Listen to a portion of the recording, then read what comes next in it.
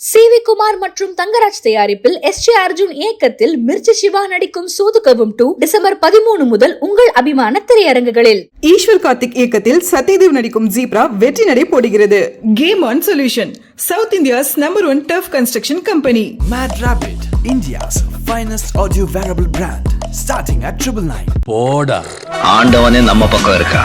நம்ம என்டர்டெய்னரா ஆயிடும் அப்படிங்கிறத தெளிவா புரிஞ்சுக்கிட்டு முழுக்க முழுக்க தன்னை என்டர்டெய்னரா மாத்துறாருல, அதுதான் அவரோட சக்சஸோட first step. I know what I know அப்படிங்கிறத விட I know what I don't நோங்கிறது ரொம்ப தெளிவா இருந்தாரு. உங்க ரஜினி சார் ரொம்ப சிம்பிளான ஆள், அணுகுவதற்கு ரொம்ப எளிமையான ஆள். இப்போ நீங்க போனா கூட நீங்க அங்க போய் அவரை மீட் பண்றதுக்கான விஷயம் மட்டும்தான் ப்ராசஸ் தான் கஷ்டமா இருக்கும். அவர் மீட் பண்றதுக்கான இடத்துல போயிட்டு அவங்க கிட்ட அவ்வளவு தன்மையை பேசிட்டு இருப்பாரு. நீங்க ஒரு சின்ன பையங்கிற இதெல்லாம் அவருக்கு இருக்காது. சும்மா கிடையாது. ஒருத்தர் என்டர்டெய்னரெல்லாம் அவ்வளவு ஈஸியா ஜெயிக்க முடியாது. நீங்க ரஜினி சாரா இருக்கலாம், எம்ஜிஆரா இருக்கலாம், அஜித்தா இருக்கலாம், இவங்க கிட்ட எல்லாம் ஒரு சென்ஸ் இருக்கும். ஏதோ ஒரு வகையில ஒரு யூனிக்னஸும் ஒரு சென்ஸும் ஆடியன்ஸோட பல்ஸை புரிஞ்சுக்கிற தன்மை இருந்தா மட்டும்தான் இங்க என்டர்டெய்னரா ஜெயிக்க முடியும். அது ரொம்ப கஷ்டமான ஏரியா. ஆக்சுவலி எல்லாம் ரொம்ப ஈஸியா சொல்லிடும். ஸ்டைல் பண்ணணுங்கிறதுக்காக ஏதோ ஒன்று பண்றது இல்ல, நிறைய பேர் பண்ணுவாங்க அந்த மாதிரி. இவருக்கு இயல்பாவே ஒன்று இருக்கு.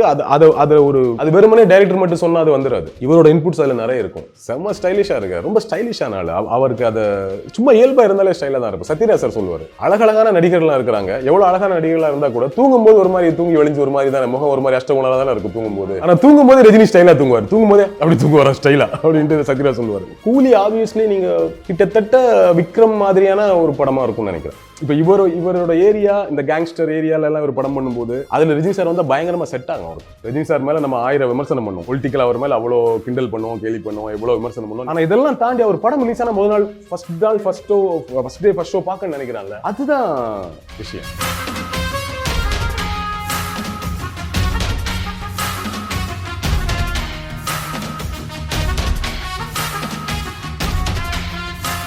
ஸோ 49 இயர்ஸாக ஒரு ஸ்டைல் சாம்ராட்டாக வந்து தமிழ் சினிமாவை கட்டி போட்டிருக்காரு. 74 இயர்ஸ்க்கு மேலே அவர் தமிழ் சினிமாலே நீடிச்சிட்ருக்காரு. 74th பர்த்டே வேறு. ஸ்டில் 6லேருந்து 60 வரையும் ஒரு டேக் போடுறாங்கன்னா எல்லாருக்குமே சூப்பர் ஸ்டார் அவரை தெரியும். எல்லா கண்ட்ரியில் எங்கே போனாலுமே அவர் ஒரு பேரை சொன்னாலே ஒரு விசிட்டிங் கார்டு மாதிரி சொல்லி காமிச்சிட்டு இருக்காங்க. அந்த அளவுக்கு அவருடைய மார்க்கெட் ஸ்ப்ரெட் ஆயிருக்கு. அண்ட் இந்த இன்டர்வியூமே வந்து ரஜினிகாந்த் அவர்களை பற்றி தான். அண்ட் சூப்பர் ஸ்டார்னு சொன்னால் உங்களுக்கு முதல்ல ஞாபகம் வருது என்னன்னா, எல்லாரும் மாதிரி சூப்பர் ஸ்டார் அப்படின்னா அவரோட ஸ்டைல் தான் ஞாபகத்துக்கு வரும். ஓகேவா? அதை அக்செப்ட் பண்ணிக்கிறதுக்கு ஒரு பக்குவம் ஒன்று வரும். எங்களை மாதிரி வேற ஆர்டிஸ்டோட, கமல் சாரோட ஃபேன்ஸுக்கெல்லாம் அதை அக்செப்ட் பண்ணுறதுக்கான ஒரு பக்குவம் வர்றதுக்கு ஒரு டைம் எடுக்கும். நம்ம ஊரில் பொதுவாகவே பாரம்பரியமாகவே நம்ம கல்ச்சர் எப்படின்னா, எனக்கு விஜய் பிடிக்கும்னா அஜித் பிடிக்காது, கமல் சார் பிடிக்கும்னா ரஜினி சார் பிடிக்காது, சிவாஜி சார் பிடிக்கும்னா எம்ஜிஆர் பிடிக்காதுங்கிறதானே அப்படிதான். ஆமாம் ஆமாம் ஆமாம். ஸோ அப்படி தான் நம்மளுமே வளர்ந்தோம். பட் ஏதோ ஒரு கட்டத்தில் இப்போ நமக்கு ஒருத்தர் பிடிக்குது, அவர் பக்கத்திலே பேரலாக இன்னொருத்தரும் அதே மாதிரி பெரிய ஸ்டாராக இருக்கிறாங்க அப்படின்னா அவங்கள நம்ம எப்படி தவிர்க்க முடியும்? அவங்க எப்படி நம்ம பிடிக்காத ஒரு நபரை எப்படி இருக்க முடியும்? கூடாது இல்லையா? அப்போ அவங்கள இவ்வளோ பேருக்கு பிடிச்சிருக்கு. எப்படி நமக்கு கமலை பிடிக்குதுன்னா ரஜினி சாரே அவ்வளோ பேர் பிடிச்சிருக்குன்னா அப்போ காரணம் என்ன நம்ம அனலைஸ் பண்ணணும்ல. அது என்ன நம்ம தெரிஞ்சுக்கணும். நம்ம வந்து இல்லை எனக்கு கமல் சார் தான் பிடிக்கும், ரஜினி பிடிக்காது அப்படின்னு வந்து ஒரு ஏஜ் வரைக்கும் தான் இருக்க முடியும். ஒரு கட்டத்திற்கு மேலே நமக்கு கமல் சாரை பிடிக்குது, ரஜினி சாரையும் இவ்வளோ பேருக்கு பிடிக்குது ஏன் அப்படின்னு ஒரு விஷயத்தை அனலைஸ் பண்ணும்போது பல விஷயங்கள் நான் புரிஞ்சுக்கிட்டேன். ஸோ ஸ்டைல் அப்படிங்கிறது நம்ம இமிடியேட்டாக ரஜினி சார் அப்படின்னா ஸ்டைல், எல்லாருக்கும் ஒரு அடையாளம் இருக்குல்ல. கமல் சார் அப்படின்னா நடிப்பு தான். அவருக்கு எவ்வளோ திறமைகள் இருந்தாலும் கமல் சார் அப்படின்னு சொன்னால் என்ன ஞாபகம் வரும்? நடிப்பு. ஸோ அந்த மாதிரி இப்போ அர்ஜுன் சார்னா ஆக்ஷன் அப்படிலாம் ஒன்று இருக்குல்ல. அந்த மாதிரி ஒரு அவங்களோட ஒரு அடையாளம் மாதிரி, ஒரு மினிமம் அடையாளம் மாதிரி தான் ஸ்டைலை சொல்லணும். பட் அது மட்டும் இல்லை, அது அவர்கிட்ட இயல்பாகவே இருந்த ஒரு விஷயத்த ஸ்டைல் அப்படின்னு சொல்லிட்டு சினிமாவுக்காக அவர் பண்ணல. இன்பில்டாகவே இருக்கு. இன்பில்டாகவே அவர் ஸ்டைலிஷான ஆள் தான். ஸோ அதனால தான் அது ஸ்க்ரீனில் ஒர்க் அவுட் ஆச்சு. இப்போ உங்களுக்கு வராத ஒரு விஷயத்தை இந்த இன்டர்வியூ நீங்கள் ட்ரை பண்ணிங்கன்னு வச்சுக்கோங்க, ஒரு பாடி லாங்குவேஜை, அது ஒரு மாதிரி ஃபேக்காக தெரியும். இப்போ எனக்கு வராத ஒரு விஷயத்தை நான் ட்ரை பண்ணாலும் அதே தான். இப்போ நம்ம இயல்பு என்னவோ அதே பாடி லாங்குவேஜில் அதே உடல் மொழியோட அதை பண்ணும்போது அது ஒர்க் அவுட் ஆகிடும், கனெக்ட் ஆகிடும், உண்மையாக தெரியும். ஸோ அப்போ இவர் இயல்பாகவே ஸ்டைலாக இருந்த ஆள் அப்படிங்கிறதுனால அதை ஸ்க்ரீனில் பண்ணார்.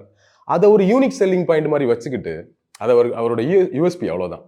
அதை வச்சுக்கிட்டு அவரோட கெரியர் அவர் பில்ட் பண்ண விதம் இருக்குல்ல, அது உண்மையாகவே அற்புதமான விஷயம். ஏதோ ஒரு கட்டத்தில் அவர் புரிஞ்சுக்கிறாரு. இப்போ கமல் 50 ஃபங்க்ஷனோட அவர் பேசுகிறார். எல்லாருக்கும் டவுட்டு கேட்குறாங்க, கமல் ஹீரோவாக இருக்க ஒரு ஊரில் எப்படி நான் ஹீரோவானேன் அப்படின்னு மம்முட்டி கேட்குறாரு, மோகன்லால் கேட்குறாரு, அமிதாப் கேட்குறாரு, சஞ்சீவி கேட்குறாரு. எல்லாருக்குமே டவுட்டு. ஏன் அப்படின்னா கொஞ்சம் மூளை யூஸ் பண்ணேன், பாதையை மாற்றிட்டேன் அப்படின்னாரு. ஏன்னா அவருமே என்ன ஆகுறாரு, முள்ளு மலரும் 6லேருந்து 60 வரை மாதிரியான படங்கள் நடித்து பெர்ஃபார்ம் பண்ணலாம், அடுத்தடுத்து பெர்ஃபார்ம் பண்ணலாம் அப்படிங்கிற ஒரு மூடுக்குள்ள அவரை கொண்டு போகும்போது அவர் யோசிக்கிறாரு, இந்த பக்கம் கமல் சாரோட பெர்ஃபார்மன்ஸ் இருக்குல்ல, அப்போ அவர் வீரியமான பெர்ஃபார்மன்ஸ் கொடுத்துட்டு இருக்காரு. அதே ஸ்டைலில் நம்மளும் பெர்ஃபார்ம் பண்ணுறோன்னு போனால் நம்ம காலி ஆகிடும்னு அவருக்கு நல்லா புரிஞ்சிருச்சு. ஓகே, ரஜினி சாருக்கு புரிஞ்சது, புரியாத பல பேர் காலி ஆயிட்டாங்க அந்த பீரியட்ல. ஓகே, ஸ்மார்ட்டா திங்க் பண்ணிட்டாரு. ஆமா, ரஜினி சார் ரொம்ப ஸ்மார்ட்டா திங்க் பண்ணிட்டு வேணாம் நம்ம என்டர்டெய்னருக்கா ஆயிடும் அப்படிங்கிறத தெளிவா புரிஞ்சுக்கிட்டு முழுக்க முழுக்க தன்னை என்டர்டெய்னரா மாத்துறாருல, அதுதான் அவரோட சக்சஸோட ஃபர்ஸ்ட் ஸ்டெப். அந்த டிசிஷன் தான். ஸோ அதுக்கப்புறம் நம்ம என்டர்டெய்னர் தான் இல்லையா, நம்ம என்டர்டெயின்னா எத்தனை படத்துக்கு என்டர்டெயின் பண்றது. கரெக்ட். இப்போ நீங்க சொன்ன மாதிரி 49 வருஷமா நம்மளை என்டர்டெயின் பண்றது சாதாரண விஷயம் கிடையாது. நம்ம இயல்பா சொல்லிடுவோம், அவங்க சும்மா என்டர்டெய்னர்லாம் என்ன, அது பாட்டு நடிச்சுட்டு போவாங்க, பாட்டு பாடி டான்ஸ் ஆடிட்டு போவாங்க. நோ, பாட்டு பாடி டான்ஸ் ஆடிட்டு போனா மட்டும் எத்தனை படத்துல ஆடுறது இல்லையா, எத்தனை படத்துக்கு ஒரே மாதிரி பண்ணிட்டு இருக்க முடியும். ஒவ்வொரு படத்துக்கும் புதுசா பண்ணணும், அந்த கதையை ஆடியன்ஸுக்கு பிடிச்ச மாதிரி சூஸ் பண்ணணும்லாம் ஒன்று இருக்குல்ல. ஸோ அவர் என்டர்டெய்னராக டிசைட் பண்ணதுக்கு அப்புறமும் அவர் ஒவ்வொரு படத்துலையும் ஆடியன்ஸுக்கு பிடிச்ச மாதிரி என்ன பண்ணலாம் அப்படிங்கிற மாதிரி ஒரு வேலையை செய்கிறாரு. ஸ்டார்டிங்கில் நீங்கள் பார்த்தீங்கன்னா அவங்களோட படத்தை அவங்களே சூஸ் பண்ண முடியாது, ப்ரொடக்ஷன் கம்பெனி சூஸ் பண்ணும்.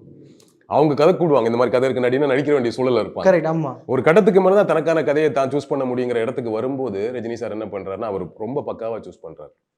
அவருக்கான ஒரு டெம்ப்ளேட்டை கிரியேட் பண்ணுறாரு. அவரோட படம்னா நிறைய ஹியூமர் இருக்கும், ஆக்ஷன் இருக்கும், சென்டிமெண்ட் இருக்கும், ஃபேமிலிக்கு பிடிச்ச மாதிரியான சீக்வன்ஸ் இருக்குங்கிற மாதிரி ஒரு பேட்டர்னை கிரியேட் பண்ணுறாரு. இந்த பேட்டர்னில் அவரோட மோஸ்ட் ஆஃப் தி மூவிஸ் இருக்கும். நடுநடுவில் தான் ரிஸ்க் இருக்கும். ஆமாம், எக்ஸ்பெரிமெண்ட் திங்ஸ்லாம். ஆமாம், அதெல்லாம் கொஞ்சம் கம்மியாக தான் இருக்கும் அவரோட கரியரை பார்த்தோன்னா. ஸோ அதை அவர் இது போதும், இது நமக்கு இதுதான் கரெக்ட், ஜெயிக்கிறதுக்கான பேட்டர்ன் இதுதான், நம்ம சூப்பர் ஸ்டாராக மெயின்டைன் ஆகணும்னா இதுதாங்கிறத கரெக்டாக புரிஞ்சுக்கிட்டு அவர் ட்ராவல் ஆகிறாருல.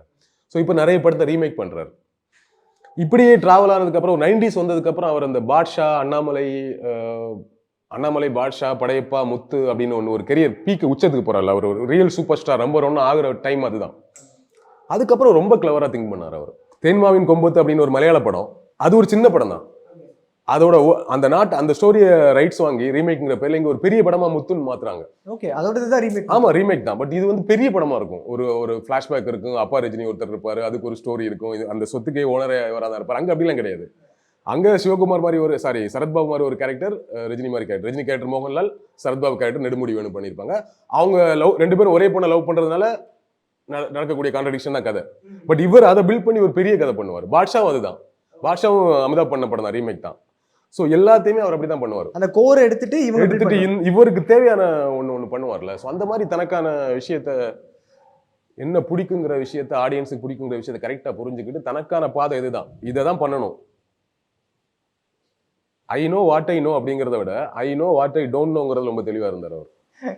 ஓகே, நம்ம சொல்றோம் அவரை வந்து அவர் பயங்கரமா நடிகர் தெரியுமா, அவர் விட்டு இருந்தா கமல் எல்லாம் தூக்கி சாப்பிட்டுருவார் நடிப்புல அப்படின்னு. ஆனா அவர் அதை ஒத்துக்கவே இல்லை.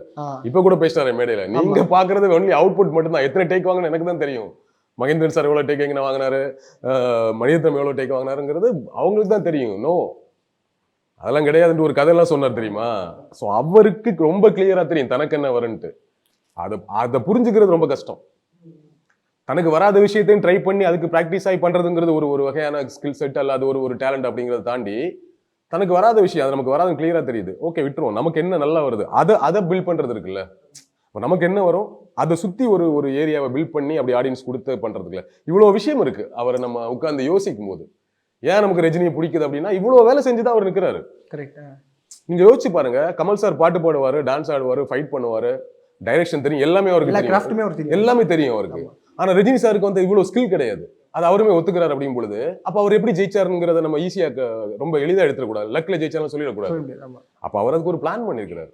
எல்லாத்துக்கு மேல ஆடியன்ஸோட பல்ஸ் அவருக்கு தெரிஞ்சிருக்கு, என்ன பண்ணா கை தட்டுவான்னு தெரிஞ்சிருக்கு. அந்த ஜெயிலர் ஃபங்க்ஷனா ஒரு சொன்னார் தெரியுமா, அந்த நாடகத்துல அவர் நடிச்சு காமிச்சாரு. அவ்வளவு சின்ன வயசுல அவருக்கு அது எப்படி தெரிஞ்சது? யூஸ்வலா ஒண்ணு பண்ணிட்டு இருக்காங்க நாடகம், நமக்கு ஒரு வாய்ப்பு கிடைக்கும், அதை தானே அப்படியே பண்ணுவோம். இவர் போயிட்டு அப்படி பண்ண வேண்டாம், இன்ட்ரோ வேற மாதிரி ஒண்ணு பண்ணலாம்னு சொல்லும் போது அங்க கைத்தட்டல் வருது இல்ல, லைட் இங்க வைங்க, கதை அப்படி. ஆமா ஆமா. அப்ப அவருக்கு ஏதோ ஒரு வகையில இயல்பாகவே எந்த விஷயம் பண்ண ஆடியன்ஸ் ரசிப்பாங்கிற சென்ஸ் அவருக்கு இருந்திருக்கு. அதுவும் அவருக்கு பயங்கரமா ஹெல்ப் பண்ணிச்சு. அண்ட் ரஜினி அவர்கள் மட்டும்தான் நான் எல்லா ஃபார்மேட்லையும் நடிச்சிருக்கானே சொல்லலாம். ஒரு black and white, colour, animate, 3D அப்படின்னு எல்லா இடத்துலையுமே அவர் வந்து கால் தர பதிச்சிட்டார். இனிமேல் வேற எதுவும் இல்லை, புதுசாக கண்டுபிடிச்சா அதுலயும் அவருடைய பங்கு இருக்குன்ற மாதிரி இருக்கு. ஸோ அது ஆட்டோமேட்டிக்காக அவருக்கு அமைஞ்சுதா ரஜினிகாந்த் அப்படின்னு? அது ஒரு ஸ்டார்டம்ல இருக்கும்போது அமையறதா, அது எல்லாருக்கும் அமையாது இல்லை. புதுசாக வரக்கூடிய ஒரு ஸ்டாருக்கு இவ்வளோ பெரிய விஷயங்கள் அமையாது. அவரோட ஸ்டார்டம் அப்படி இருந்துச்சு. ஸோ அதனால அது அமைஞ்சது. ரஜினி சார் பீக்ல இருக்கும்போது அவரை வச்சு கோச்சரையான ஒரு படம் பண்ணலாம் அப்படிங்கிறத அவங்க பொண்ணு யோசிக்க முடியுது. ஸோ அந்த ஸ்டார் வேல்யூ இல்லாத ஒரு ஸ்டாருக்கு வச்சு அப்படி ஒன்று யோசிக்க முடியாது. கரெக்ட். ஆமா, ஸ்டார் வேல்யூ இருக்கிற ஒருத்தரை வச்சு தான் வேற ஒரு ஃபார்மேட்ல ஒரு படமே பார்ப்பாங்க. அது மேபி ஒர்க் அவுட் ஆயிருந்துச்சுன்னா அதுக்கப்புறம் நிறைய படங்கள் வந்திருக்கும்.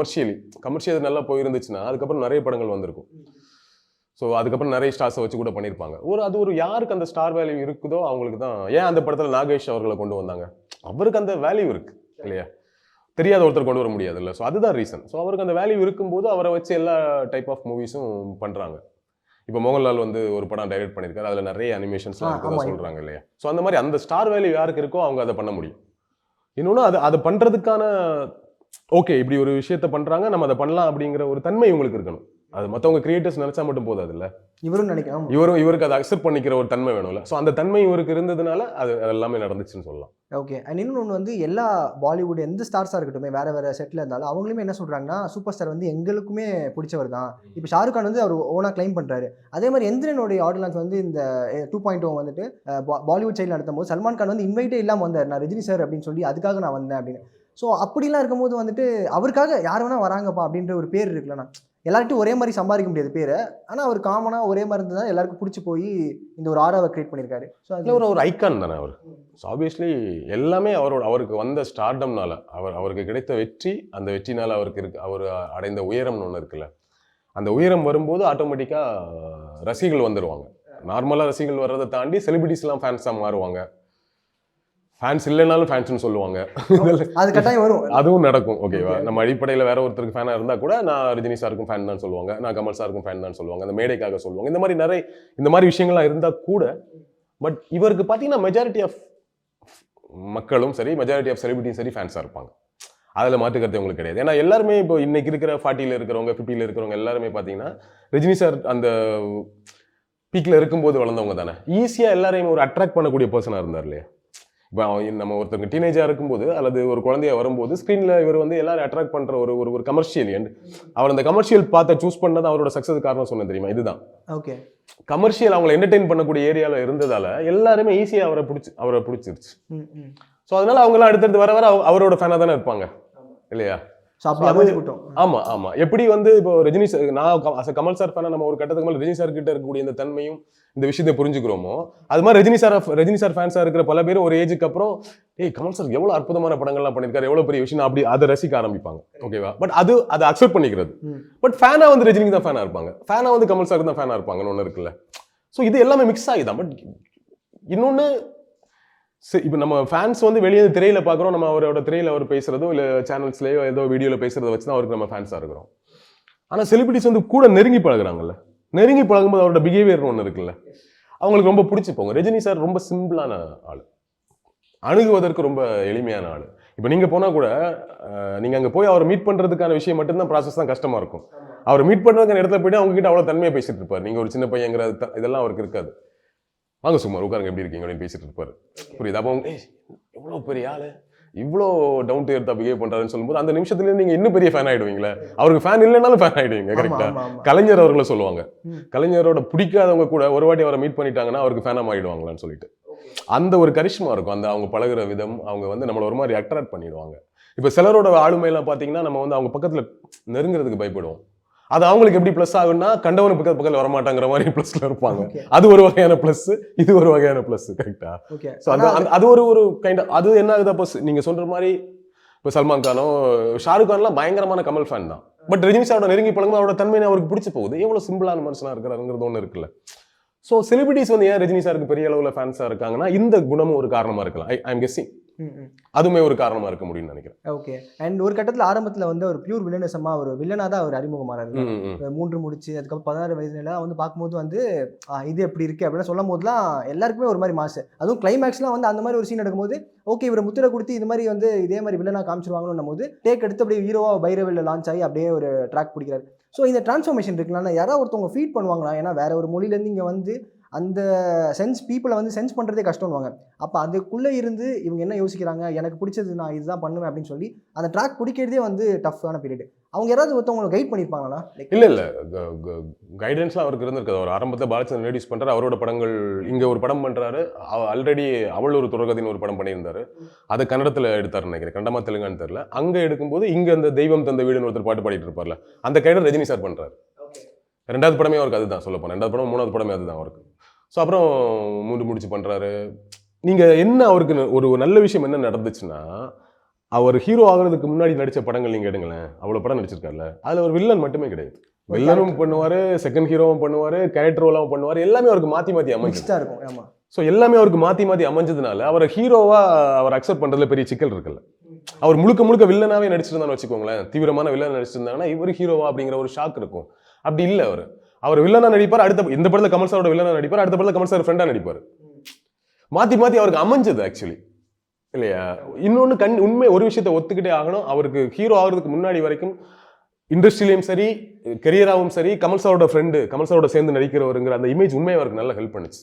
இப்போ நேத்தால நிற்கும் மாதிரியான ஒரு படத்தில் அவர் கூட டிராவல் ஆகிற மாதிரி ஒரு கேரக்டர் பாலச்சந்தர் கொடுக்குறாரு, ஃப்ரெண்டாவே வராரு. இப்போ 16 வயது நிலையில் வில்லனா நடிக்கிறாரு. இளமை ஊஞ்சல் ஆடுகிறதுல அவருக்கு பாஸா வராரு இல்லை. இன்னொரு படத்தில் பார்த்தீங்கன்னா அவரை கொலை பண்ணுற கேரக்டரில் வருவார். போட்டில் போயிட்டே இருக்கும்போது பாட்டு பாடிட்டே இது பண்ணி கமல் சார் இது பண்ணிடுவார்ல ஒரு படத்தில். ஸோ இந்த மாதிரி கமல் சார் கூட சேர்ந்து நிறைய படங்கள் சேர்ந்து நடிச்சதுனால இப்போ அலாவுதீன் அற்புத விளக்கில் பார்த்தீங்கன்னா வில்லனா இருப்பார், அப்புறம் திருந்திட்டு இவரோட நலம் விரும்பியா மாறிடுவார். இந்த மாதிரி அவருக்கு நிஜமாவே அந்த ஏரியாவில் கமல் சாரோட கூடவே அவர் டிராவல் ஆன நிறைய படங்கள் பண்ணது ஒரு மினிமம் ஐடென்டிட்டியையும் கொடுத்துச்சு. அதில் ஒவ்வொரு படத்தையும் ஒவ்வொரு விதமான கேரக்டர், ஃப்ரெண்டா, வில்லனா, கெஸ்ட் ரோலா, இந்த மாதிரி வரும்போது அவருக்கு ஒரு மாதிரி பில்ட் ஆயிடுச்சு.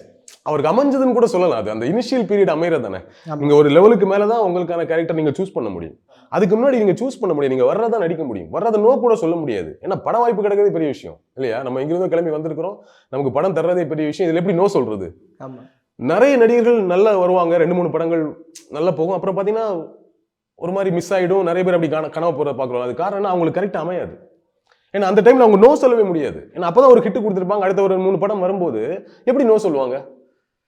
பெரும்பாலும் எஸ் தான் சொல்லுவாங்க. சரி பரவாயில்ல, நான் கரியர் யோசிப்பாங்க, இவ்வளவு நாள் கஷ்டப்பட்டு யோசிப்பாங்க, ஒரு சம்பளம் வருதுன்னு யோசிப்பாங்க, லைஃப் செட்டில் ஆகலாம்னு யோசிப்பாங்க. இவ்வளவு விஷயத்தை யோசிச்சா ஒரு 10 படத்தை மொத்தமா புக் பண்ணுவாங்க.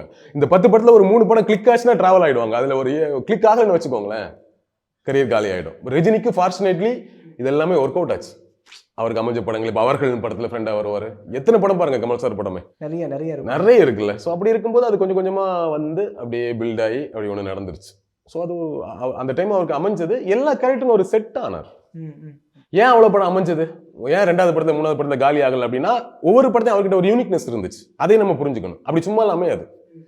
அமைகிறன்னா கூட அதுக்கு ஒரு ஸ்கில் வேணும்ல, எல்லாருக்கும் கொடுக்க மாட்டாங்கல்ல. கமல் சார் கூட அவர் நடிக்கிறாரு கூட, கமல் சார் பெரிய ஹீரோ, அவர் கூட ஃப்ரெண்டா வராரு இல்ல வில்லனா வராரு கூட, அவரோட யூனிக்னஸ் அங்க ஒன்று இருக்கு.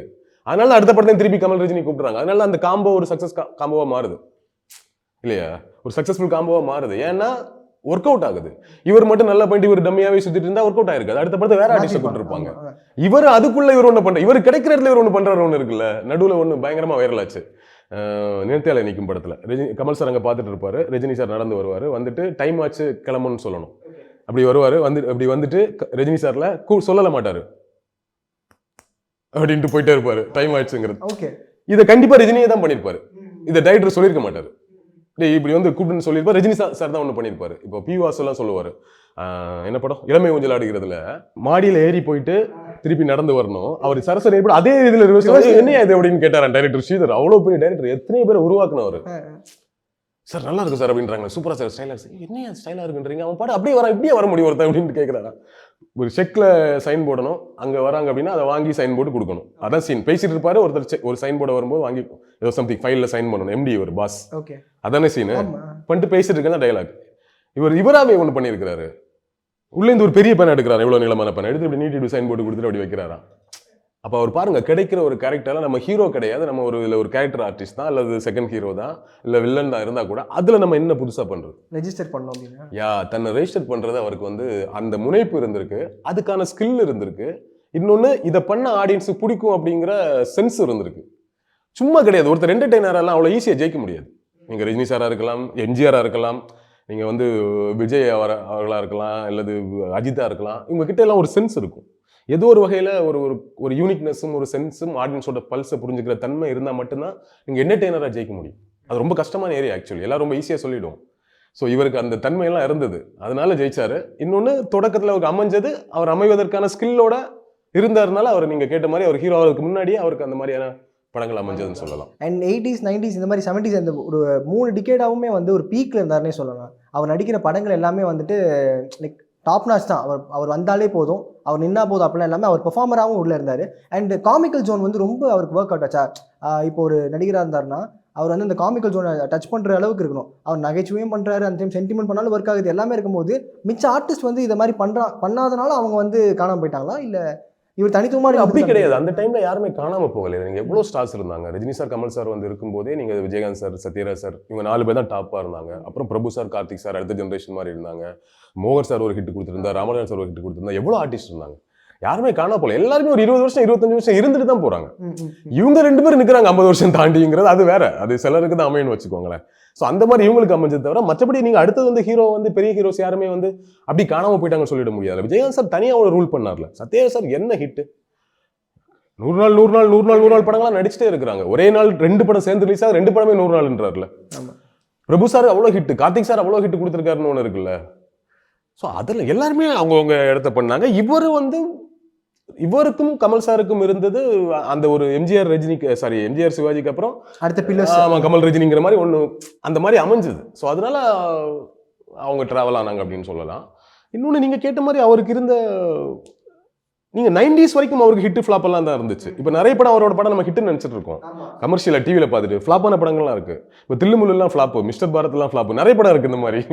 நீங்க ரசிக்கும்படி இன்னைக்கு அதை உட்காந்து பார்க்கும்போது ரசிக்கும்படி என்டர்டெயின்மெண்டா இருக்கு. அன்னைக்கு இறங்கிய சூழல், அன்னைக்கு பக்கத்துல வந்த படம் எந்த படமா இருக்கும், ஒரு கமல் சாரோட படம் பயங்கரமா போயிருக்கும். ஸோ அதனால ஓடாம இருந்திருக்கா, இல்லை நிறைய படம், ஒரு மோகன் படம், ஏதோ ஒன்று, எல்லா விஷயம் சேர்த்து தானே ஒரு படத்தோட வெற்றியை தீர்மானிக்கிறது. ரிலீஸ் ஆகிற டைமு, போட்டிக்கு வர்ற படம், எல்லாம் கிளைமேட்டு எல்லாமே சேர்த்து தானே. ஸோ அதனால 90s வரைக்கும் அவர் ஹிட் ஃப்ளாப் எல்லாமே இருக்கு, மிக்ஸ்ட் ஆகி தான் இருக்கிறாரு. அவர் ஒன்ஸ் பாட்ஷா டைம்லேருந்து அண்ணாமலை, பாட்ஷா, வீரா, படையப்பா, முத்து, அருணாச்சலம் அப்படிங்கிற ஒரு பாபாவுக்கு முன்னாடி வரைக்கும் ஒன்று நடக்குது இல்லை. ஒரு கண்டினியூஸாக கிட்டத்தட்ட ஒரு 10 படங்கள், ஒரு 8 படங்கள் அந்த கண்டினியூஸ் ஹிட். அப்போதான் ரஜினி சார் வந்தாலே ஹிட் அப்படிங்கிற ஒன்று செட் பண்ணாங்க, ஒன்று செட் ஆகுது இல்லை. ஸோ அங்கிருந்து தான் அவர் வந்து நம்பர் 1 ஆகுறாரு. ஏன்னா அந்த டைம்ல கரெக்டா கமல் சார் வந்து இந்த மொத்த கமர்ஷியல் தூக்கி ஓரமா வச்சுட்டு அவரு ஹேராம், தேவர் மகன், மகாநதி, குணான்னு ஒன்று டிராவல் ஆகுறாரு. போதும் எனக்கு அப்படி கமர்ஷியல் விட்டுட்டு அவர் ஒன்று போறாரு. இவர் அந்த டைம்ல இப்போ commercial full and full commercial பண்ணி இவர் மட்டும்தான். ஸோ கரெக்டான டைம் அமைஞ்சது. ஆல்ரெடி இவர் வந்து 70 அந்த வந்தாச்சு, ஒரு 10 வருஷம், கிட்டத்தட்ட ஒரு நியர்லி ஒரு 10-15 வருஷம் நின்றுட்டாரு. மாத்தி நின்றுட்டாரு, ஸ்டாராவே நின்றுட்டாரு. இப்போ வந்து ஃபுல் அண்ட் ஃபுல் பெரிய படமா அமையுது. நீங்க பாட்ஷாவோ அண்ணாமலை எல்லாமே கமர்ஷியலாவே பெரிய படங்கள், பெரிய படம் அமையும் போது அவர் அந்த பொசிஷனுக்கு வராரு. ஓகே. அண்ட் நீங்க பார்த்த வரைக்குமே ரஜினி சார் அவருக்கு ஒரு பெஸ்ட் இன்ட்ரோனா இதா இருக்கும் அப்படின்னா நீங்க, பட் ரஜினி சாருக்கு யூசுவலாவே ஒரு ஸ்டைல் தான். ஆமா, அவரை வந்து ஃபர்ஸ்ட் ஃபேஸ்லாம் காட்ட மாட்டாங்க, அவர் வந்து காலை தான் ஃபர்ஸ்ட் காமிப்பாங்கிற ஒரு, அதாவது ஒரு பேட்டர்ன், அது ஒரு கமர்ஷியல் பேட்டர்ன் வச்சுக்கோங்களேன். அதனால எனக்கு இன்ட்ரோ அப்படின்னு சொல்ல தெரியல. எனக்கு ஐகானிக் சீன்ஸ்னு நிறைய பிடிச்ச சீன்ஸ் இருக்கு, அது வேணா சொல்றேன்.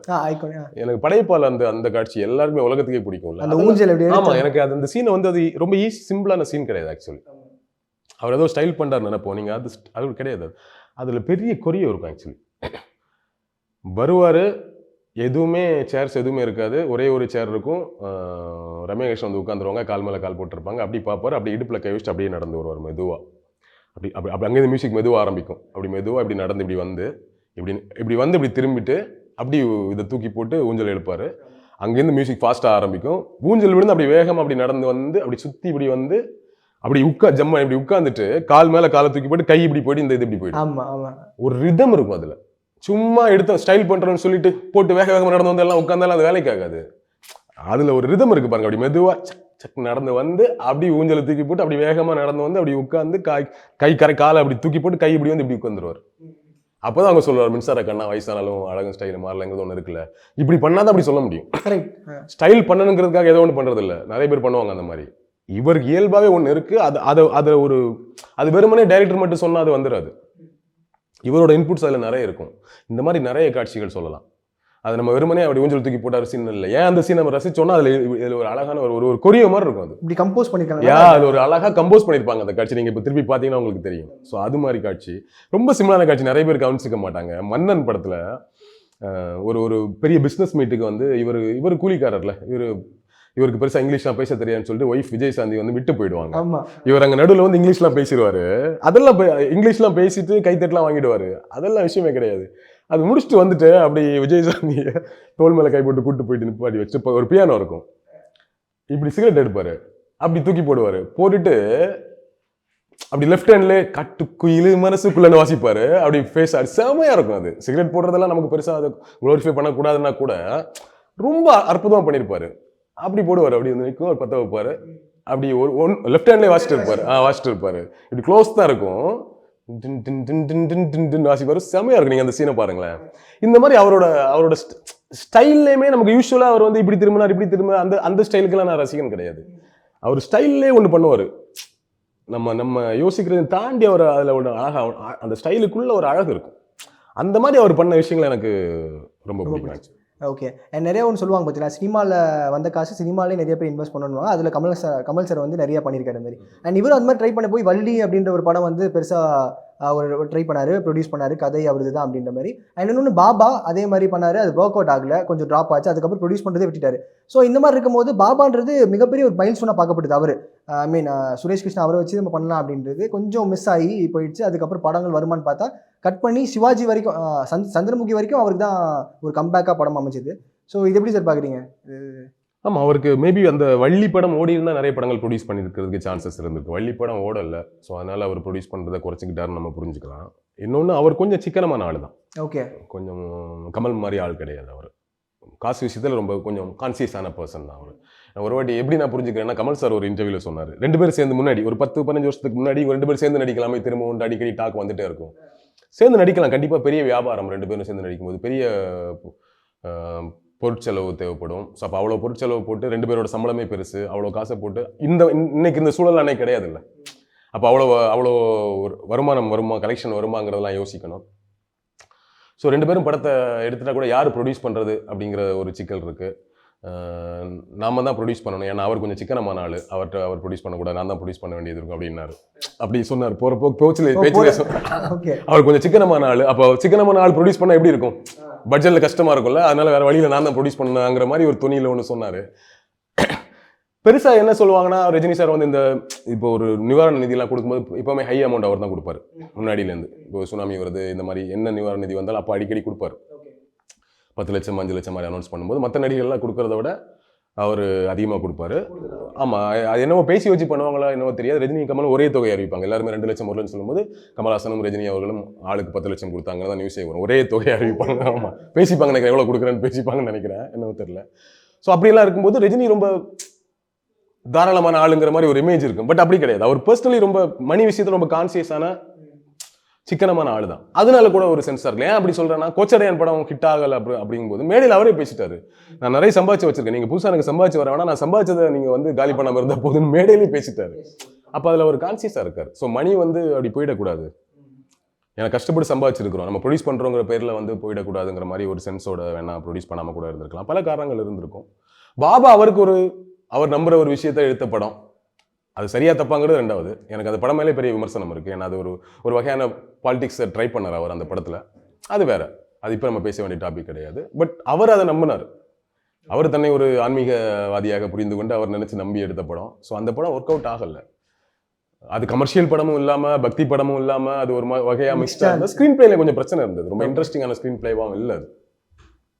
ஸோ நம்ம என்ன பண்ணாலும் ஹிட் அப்படிங்கிற சூழல் நான் சொன்னேன் தெரியுமா, 90s அவருக்கு அந்த பாட்ஷா அண்ணாமலை அந்த பீரியட்லேருந்து ஆரம்பிச்சு எல்லாமே ஹிட் தான், ஃப்ளாப்பே கிடையாது அந்த பீரியடில். நீங்கள் அருணாச்சலம் பார்த்தீங்கன்னா ஒரு மாதிரி ஆவரேஜ் மூவியாக தான் இருக்கும் பார்க்குறது, ஆனால் படம் கமர்ஷியலாக பெரிய ஹிட். அதுவுமே வீரா பார்த்தீங்கன்னா ஒரு ரீமேக் ஹியூமர் படம் தான், அதுவுமே பெரிய ஹிட் தான். ஸோ ஃப்ளாப்பே இல்லாமல் ஒரு 10 வருஷம் ட்ராவல் ஆகிறவருக்கு இது ஃப்ளாப் ஆனவர் எதிர்பார்க்கல. இந்த டைம் கரெக்டாக நம்ம என்ன பண்ணாலும் ஹிட் ஆகிற ஒரு சென்ஸில் இருந்தார். ஓகே.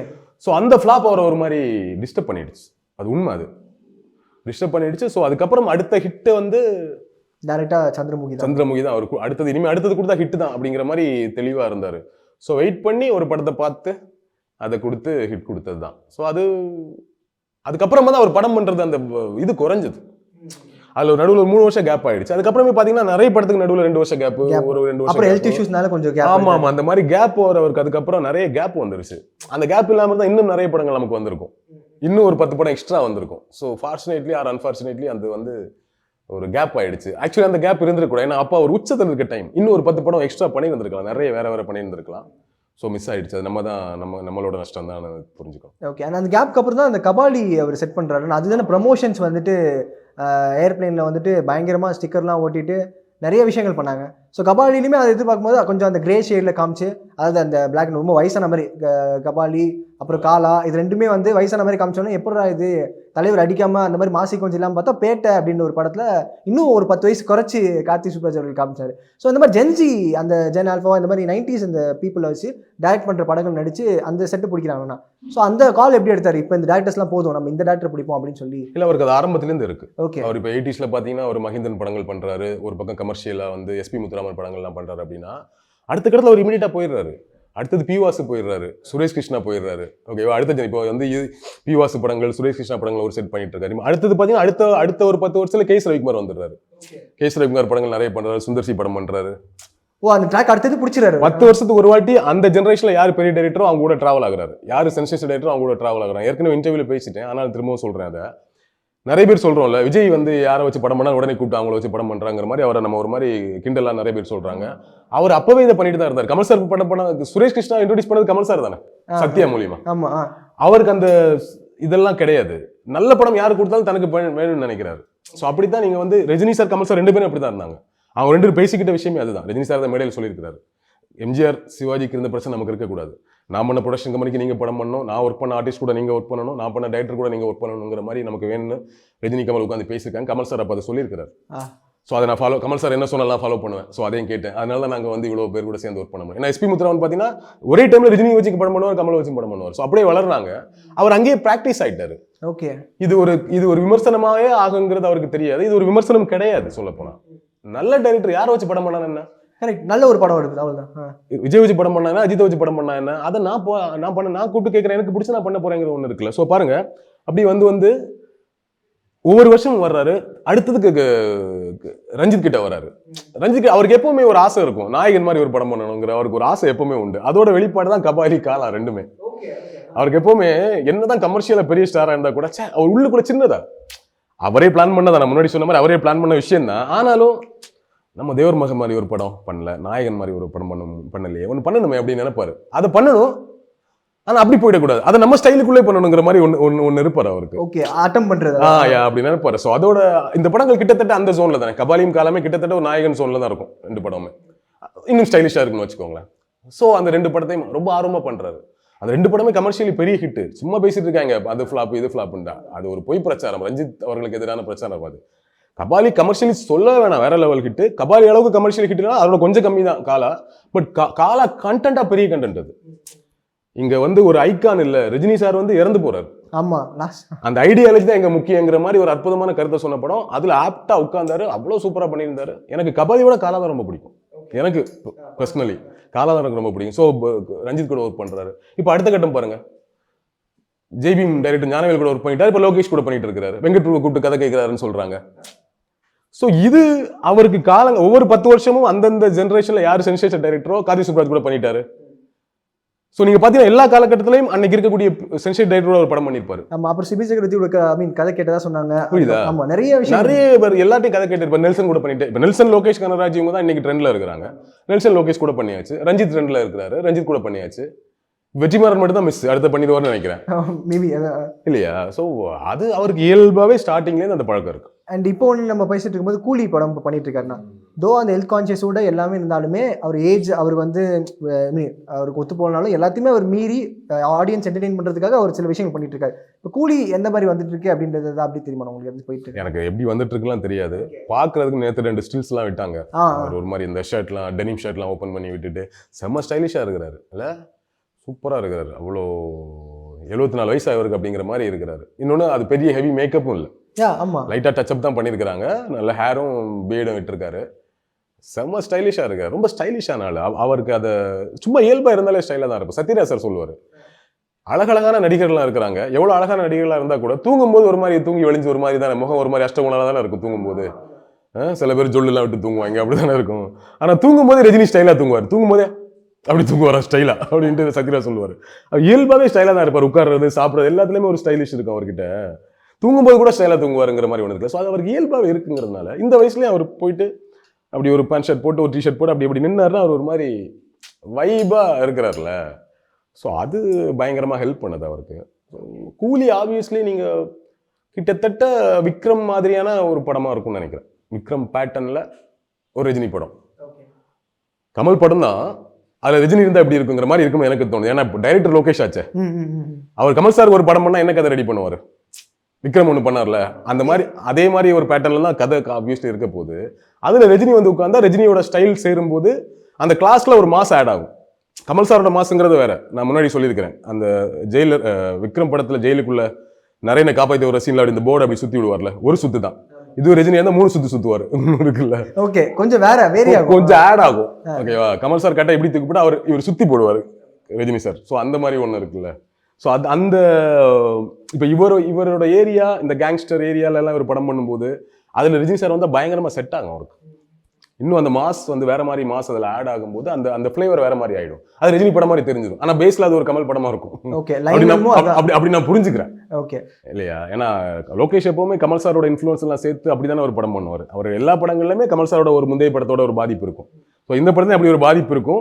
அதுல ரஜினி சார் வந்து இருக்கும், அது எப்படி எவ்வளவு பியூட்டிஃபுல்லா இருக்க போகுது அப்படிங்கிறத பாக்குறது எக்ஸைட்டா இருக்கிறேன். ஆனா ஸ்டில் இப்போ ஏதாவது ஒரு படம் ரிலீஸ் ஆனாலுமே பெரிய பெரிய கம்பெனிஸுமே லீவ் அனௌன்ஸ் பண்ணி போய் படத்தை பார்த்துருவாங்க அப்படின்றத சொல்றாங்க. இப்போ வேட்டைன்னு கூட அனௌன்ஸ் பண்ணும்போது கூட கம்பெனியே வந்து ஒரு நாள் ஹாலிடே எடுத்துக்கோங்க, படம் பார்த்துருவாங்க அப்படின்றது ஒரு எப்படி சொல்றேன்னா, இது எந்த அளவுக்கு அந்த ஒரு கிரேஸ் இருக்குல்ல. எப்படி பாதி பேர் லீவ் போட போறான், அதுக்கு பேசாம லீவு கொடுத்துட்டு சாட்டர்டே ஒர்க் பண்ண சொல்லி பார்ப்பாங்க. ஆமா ஆமா ஆமா, நல்லது தானே. இவன் வருவானா வரமாட்டானா போய் சொல்லுவான், இந்த ரீசன் எல்லாம் உட்காந்து கேட்டுட்டு இருக்கணும். பேசாம லீவு கொடுத்துருப்பா, அவன் வந்து இன்னொரு நாள் கூட ஏதாவது ஒர்க் பண்ணிக்கலாம், தேவை ஒர்க் இருந்தா பண்ணிக்கலாங்கிற மாதிரி ஒரு மூட்ல இருப்பாங்கன்னு நினைக்கிறேன். ஸோ அதுதான் ரஜினி சார் படம். நீங்க அதான் நான் அடிக்கடி சொல்லுவேன், ரஜினி சார் மேல நம்ம 1000 விமர்சனம் பண்ணுவோம். பொலிட்டிக்கலா அவர் மேல அவ்வளோ கிண்டல் பண்ணுவோம், கேலி பண்ணுவோம், எவ்வளோ விமர்சனம் பண்ணுவோம். நிஜமாவே பொலிட்டிக்கலா வந்து அவரோட ஐடியாலஜி மேல எனக்கு நிறைய டவுட்ஸ் இருக்கு, நிறைய சந்தேகங்கள் இருக்கு, கேள்விகள் இருக்கு. ஆனா இவ்வளோ விமர்சனம் நம்ம இப்போ கரண்ட் ஜென்ரேஷன் நீங்க பாருங்க, சோஷியல் மீடியாவில் அவர் ஏதாச்சும் ஒரு விஷயம் பேசிட்டு அவரை கிண்டல் பண்ணுது, கேலி பண்ணுது, ட்ரோல் பண்ணுது. ஆனா இதெல்லாம் தாண்டி அவர் படம் ரிலீஸ் ஆன முதல் நாள் ஃபர்ஸ்ட் ஷோ பார்க்க நினைக்கிறான்ல, அதுதான் விஷயம். இப்போ நீங்க கேட்ட கேள்விக்கான பதில் அதுதான். என்ன நடந்தாலும் தூக்கி போட்டு ரஜினி சார் படம் ரிலீஸ் ஆகுது, பார்த்தே ஆகணுங்கிற ஒரு மூடுக்கு வந்துடுறான். அவன் பார்த்தே ஆகணுங்கிற மூடுக்கு வந்து எத்தனை பேரை பிடிச்சி கட்டி போடுறது? நமக்கு தான் வேற வழியில மீடியாவில் உட்காந்து வேலை செஞ்சே ஆகணும். அவங்களுக்கு என்ன வந்துச்சு, லீவ் கொடுத்துட்டு வேலை பார்க்க வேண்டியதுங்கிற மாதிரி அது ஒன்று நடக்குதுன்னு நினைக்கிறேன். காரணம் ரஜினி தானே. ஓகே, எப்படி பாதி பேர் லீவ் போட போறான், சரி போயிட்டு போங்கிற ஒரு நினைக்கிறேன். ஸ்டில் கட்டி போட்டுச்சிருக்காரு. எஸ் ஆப்வியஸ்லி, கண்டிப்பா. சரி, அப்ப நான் உங்க நேரத்துக்கு ரொம்ப நன்றி. நிறைய விஷயங்கள் ஷேர் பண்ணோம். Thank you so much. CV Kumar மற்றும் தங்கராஜ் தயாரிப்பில் SJ அர்ஜுன் இயக்கத்தில் மிர்ச்சி சிவா நடிக்கும் சூதுகவும் 2 டிசம்பர் 13 முதல் உங்கள் அபிமான திரையரங்குகளில். ஈஸ்வர் கார்த்திக் இயக்கத்தில் சத்யதேவ் நடிக்கும் ஜீப்ரா வெற்றி நடை போடுகிறது. Game on solution, south India's #1 tough construction company. Mad Rabbit, India's finest audio wearable brand, starting at 999.